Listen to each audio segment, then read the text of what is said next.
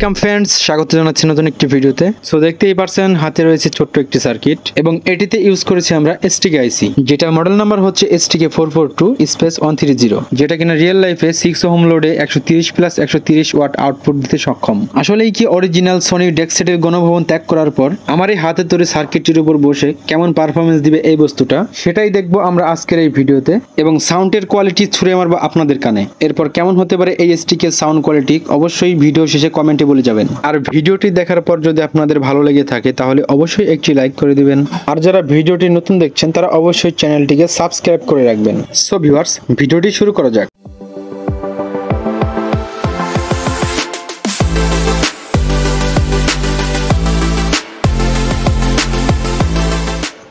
শুরুতেই আলোচনা করব এই সার্কিটটির কম্পোনেন্ট নিয়ে। আজকের এই সার্কিটটিতে আমরা ব্যবহার করেছি 5 ওয়াটের ভালো মানের রেজিস্টর এবং ভালো মানের PF ও 5% টলারেন্সের কোয়ার্টার রেজিস্টর। এছাড়াও এই সার্কিটটিতে আমরা ব্যবহার করেছি ইনবিল্ট ফিল্টারিং। এর ফলে আমাদের আলাদাভাবে ফিল্টারিং করা লাগবে না, তাই সরাসরি ট্রান্সফরমার থেকে 3টি তার কানেক্ট করলেই এই সার্কিটটি কাজ করবে। আর ফিল্টারিং হিসেবে আমরা ব্যবহার করেছি টোটাল 4টি ক্যাপাসিটর। এছাড়াও বরাবরের মতো আমরা প্রত্যেকটি STK আইসি সার্কিটে আমরা ইন্ডাকশন কয়েল ব্যবহার করে থাকি। আর বাকি রইল পিসিবি। আজকের এই সার্কিটটি তৈরি করেছি আমরা ZD ফাইবার বোর্ড পিসিবি দিয়ে। এর ফলে সার্কিটটি অনেকটাই শক্তপোক্ত হয়েছে বলে আমি মনে করি।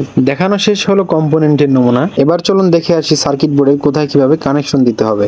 আজকের এই সার্কিট বোর্ডে আমরা এই পজিশনটিতে ট্রান্সফরমারের গ্রাউন্ডিং লাইন কানেক্ট করতে হবে এবং পরবর্তী এই দুই পজিশনে ট্রান্সফরমারের হাই ভোল্টেজ কানেক্ট করতে হবে। শেষ হলো পাওয়ার সাপ্লাই এর কাজ। এখন আমরা স্পিকার কানেকশনে চলে যাব। সার্কিটের এই পজিশনটিতে লেফট সাইডে স্পিকার কানেকশন দিতে হবে এবং এই পজিশনটিতে রাইট সাইডে স্পিকার কানেকশন দিতে হবে। এরপর মাঝে যে পয়েন্টটি দেখতে পাচ্ছেন এটি হলো দুইটি স্পিকারে মাইনাস ভোল্টেজ দিতে হবে। এরপর অডিও লাইন কানেক্ট করার জন্য এই পজিশনটিতে অডিও 3টি তার কানেক্ট করতে হবে। আশা করি খুব ভালোভাবে বুঝাতে পেরেছি এই সার্কিটটিতে কোথায় কিভাবে কানেকশন দিতে হবে। আর এই আইসিটিতে মিনিমাম 24.024 ভোল্ট থেকে ম্যাক্সিমাম 33.033 ভোল্ট পর্যন্ত এসি ভোল্টেজ ইনপুট দিতে পারবেন। এছাড়াও আমাদের নিকট বিভিন্ন রকমের STK আইসি অ্যাভেলেবেল আছে এবং খুবই রিজনেবল প্রাইসে আমরা এই STK আইসি গুলো সেল করে থাকি। যাদের প্রয়োজন ডেসক্রিপশন বক্সে নাম্বার দেওয়া থাকবে, অবশ্যই আপনারা কল করতে পারেন। এছাড়াও আপনারা চাইলে STK বা ট্রানজিস্টর দিয়ে কমপ্লিট এমপ্লিফায়ার তৈরি করে নিতে পারেন আমাদের কাছ থেকে। ভিউয়ার্স, অনেকক্ষণ বকবক করলাম, এখন চলুন করে ফেলি এটির সাউন্ড টেস্টিং। সো ভিউয়ার্স, সাথেই থাকুন।